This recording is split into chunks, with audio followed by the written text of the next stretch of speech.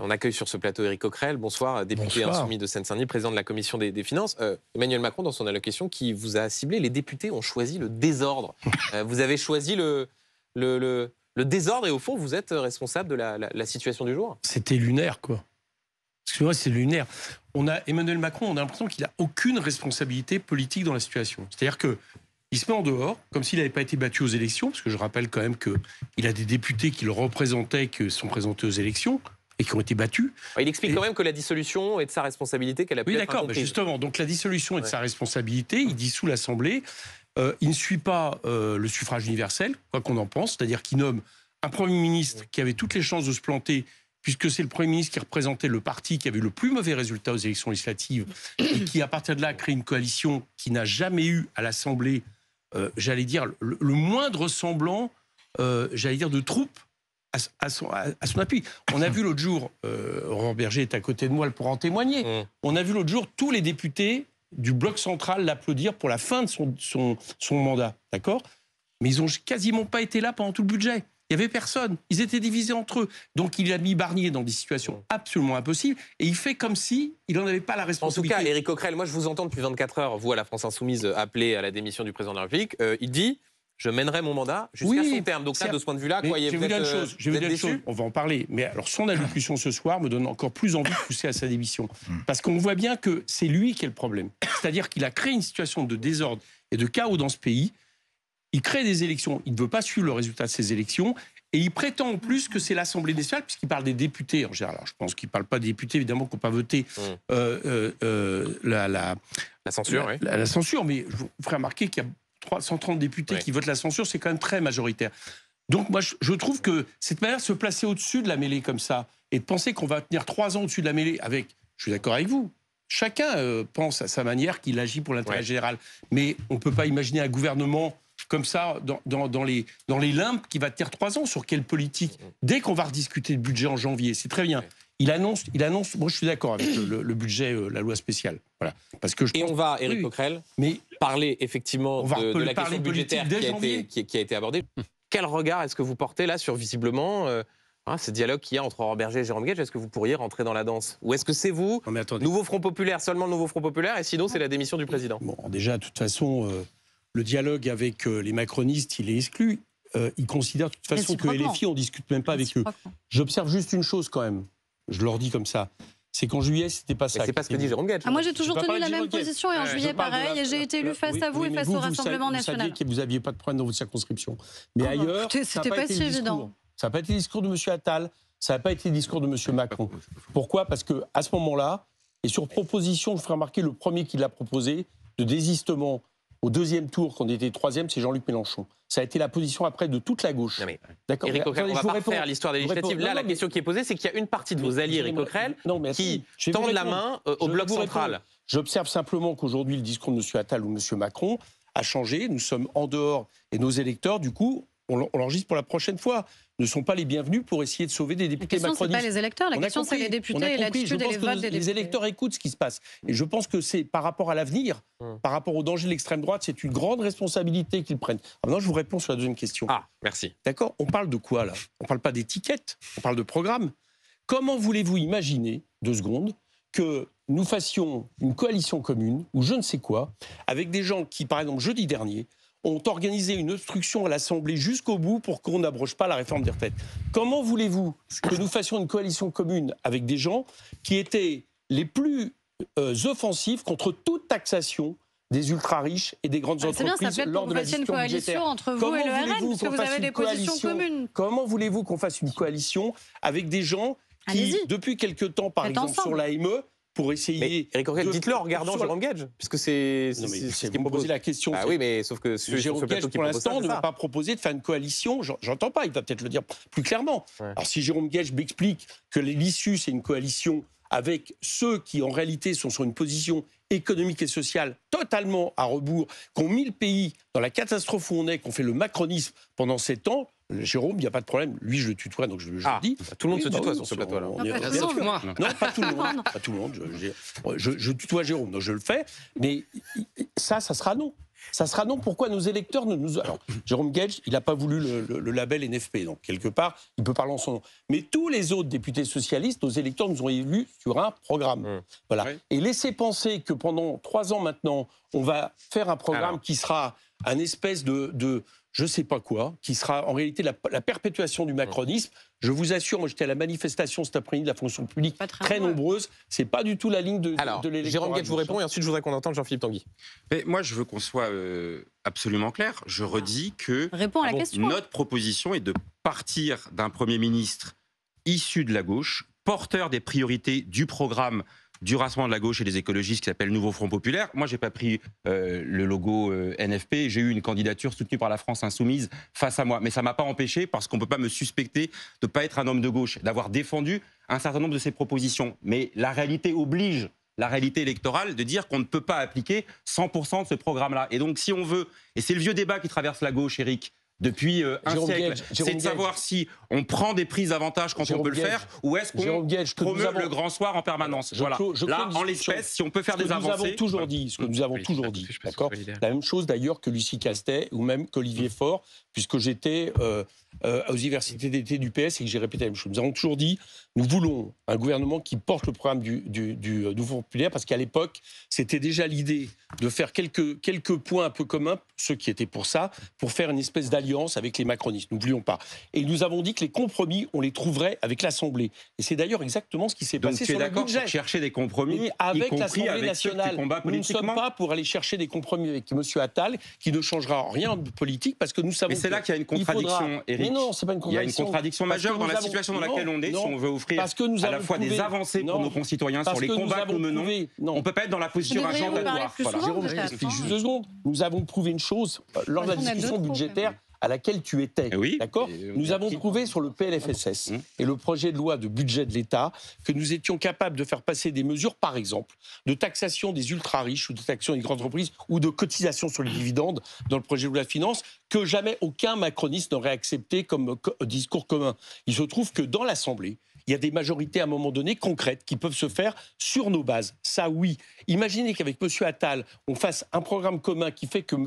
Olivier Faure hier a commencé à dire que l'abrogation des réformes des retraites, on va d'abord faire une conférence de financement avant, etc. Mais c'est ça la logique de compromis. Voilà. Je peux te l'illustrer sur cet exemple précis auquel je suis attaché. Je n'ai pas ménagé ma peine dans le combat sur la réforme des retraites. Et si on avait eu une majorité, nous aurions abrogé la réforme des retraites. Mais nous ne l'avons pas à l'Assemblée nationale. Mais bien sûr qu'on l'avait. Un gouvernement qui n'est pas censuré.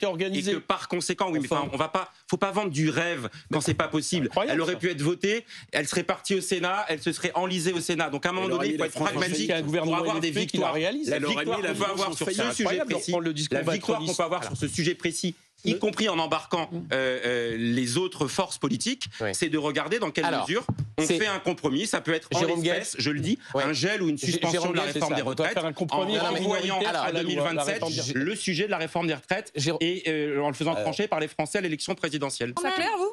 Ah non, mais je suis un peu atterré, mais je vais y venir.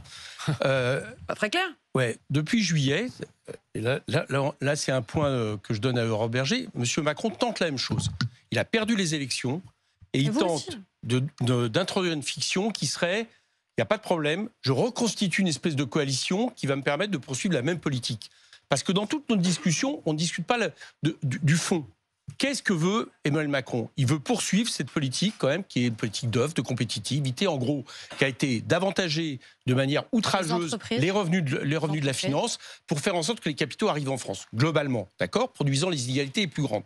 Donc, il veut poursuivre cette politique, ça a été ça. Et d'ailleurs, je vous fais remarquer une chose, c'est que si vous vous souvenez, au départ, quand il s'agit de dire, on veut pas, M. Macron disait, je ne veux pas d'insoumis au gouvernement. Et les insoumis ont dit, OK. Si on est un problème, on est prêt à ne pas rentrer au gouvernement. Qu'est-ce qu'il a dit après ? Il a dit après, ah mais non, on ne veut pas du programme en réalité du NFP. Donc c'est bien la question du programme qui est posée. Donc il essaie de construire quelque chose pour poursuivre sa politique. Oui, mais... Attendez, laissez-moi terminer. Il continue. Et là, rebelote, il essaie de le refaire avec, j'allais dire, à nouveau un cordon sanitaire qui permettrait d'exclure LFI. Qu'est-ce que ça veut dire exclure LFI? Alors, il y a la version d'Aurore Berger, bien introduite par monsieur... Oui, c'est faux. Oui, c'est faux. Il y a la version d'Aurore Berger. En réalité, qu'est-ce que c'est LFI? C'est le fait que la gauche, depuis des années, qui était sur une ligne d'accompagnement, revient sur une ligne de rupture avec le système capitaliste financiarisé. Voilà la question. Et c'est ça que M. Macron veut éviter. Donc, il propose du coup, soi-disant à la gauche raisonnable, de revenir sur un programme. Et on voit bien, attendez, laissez-moi terminer. On voit bien que dans les conditions, les conditions qui sont fixées, c'est quoi? C'est dire abrogation de la réforme des retraites. Ah non, là c'est trop. Donc j'entends Jérôme Gage qui dit bon d'accord, abrogation de la réforme des retraites, on va mettre de côté, on va mettre une conférence de financement. Et vous verrez qu'au fur et à mesure, tout ce qu'on met, tout ce qu'on met dans le programme, il n'y aura pas le gel. Laissez pas croire qu'il y aura le gel. Les gens avec qui vous voulez parler de vous associer, ils ont organisé une obstruction jusqu'à minuit pour que la majorité de l'Assemblée, qui était très large, ne vote pas l'abrogation de la réforme des retraites. Donc attendez, de l'espace. Donc je termine sur une chose. Oui, non, mais moi aussi j'aimerais poser une question. Non, mais vous pourrez terminer dans un instant. Il y a une solution. Et oui, Jean-Philippe pour débloquer la situation. D'accord. La solution, ça serait de respecter le suffrage universel et de permettre effectivement à la coalition d'essayer d'appliquer son programme avec d'appliquer son programme avec le fait de tenter des compromissions. Et si on n'y parvient pas et que M. Macron ne veut pas, le point de blocage pour essayer de redébloquer la situation, c'est lui. Et c'est pour ça qu'on dit que dans ces cas-là, c'est sa démission. Voilà. J'irai jusqu'au bout de mon mandat. Emmanuel Macron, c'est très bien. Et c'est d'ailleurs frappant dans la séquence politique. Ces dernières semaines, il avait essayé d'apparaître en surplomb, d'expliquer qu'au fond, depuis la dissolution et depuis l'arrivée de Michel Barnier à Matignon, il ne se mêlait pas de politique intérieure. Là, il est obligé de le faire institutionnellement.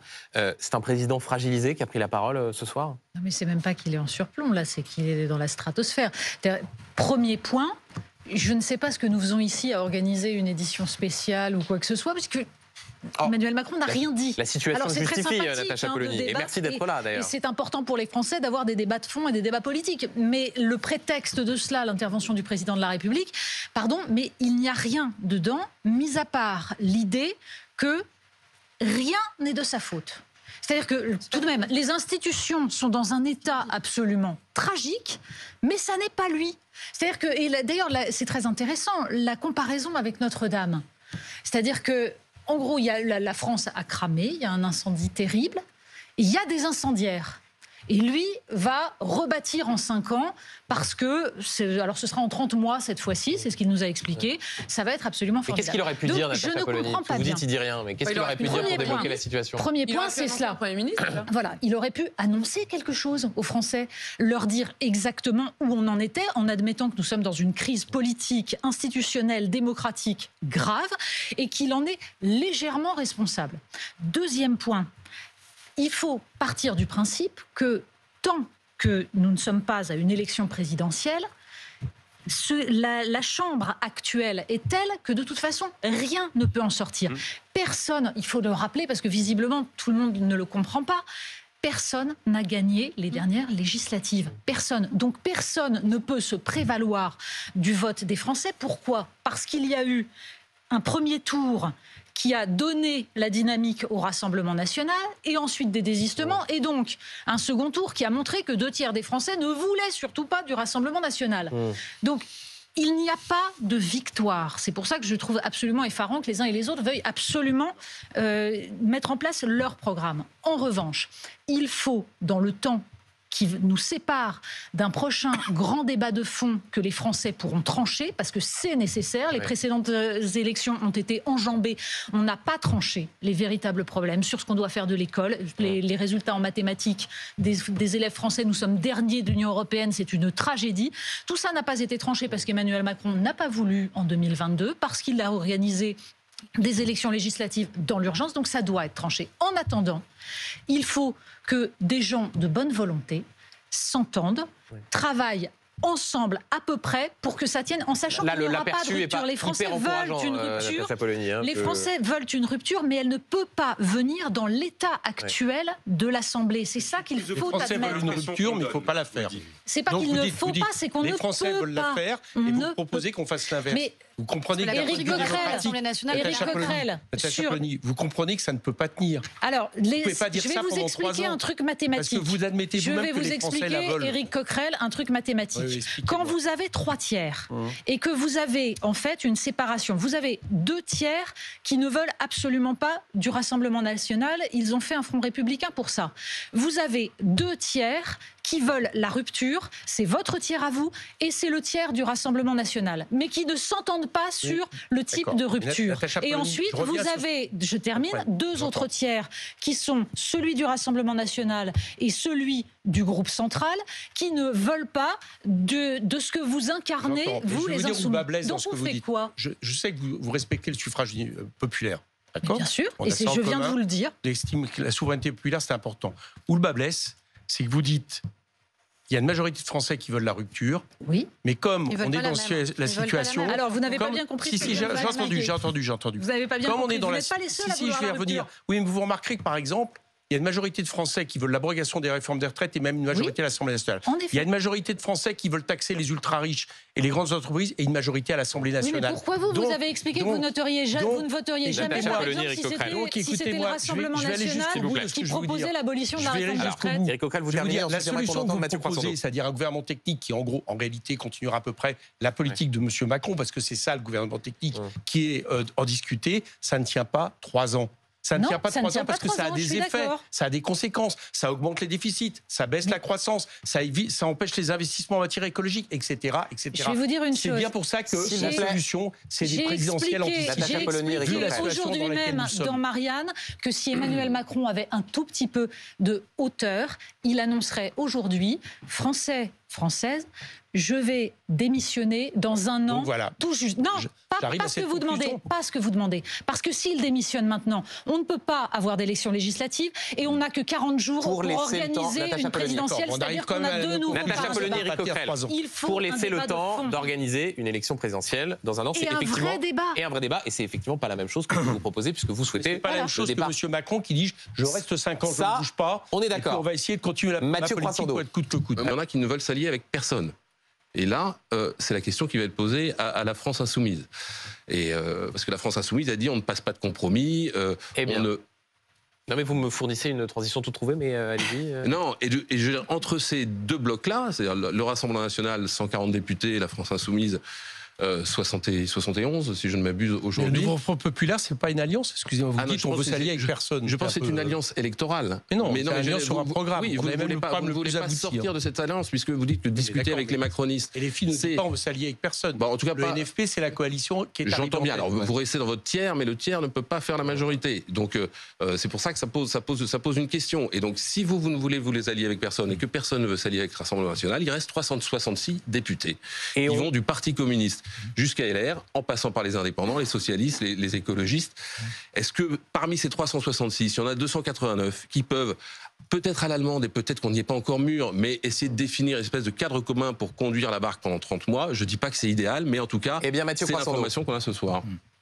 Transition toute trouvée, puisque nous allons accueillir sur ce plateau une ancienne ministre écologiste qui, dans les colonnes du Monde cet après-midi, fait une proposition. Allez-y, Cécile Duflot, vous pouvez arriver et vous allez prendre la place seulement sur ce plateau de Jérôme Guedj, voilà, entre un député socialiste qui s'en va et une ancienne ministre écologiste qui arrive. Bonsoir, merci d'être avec nous, Cécile Duflot.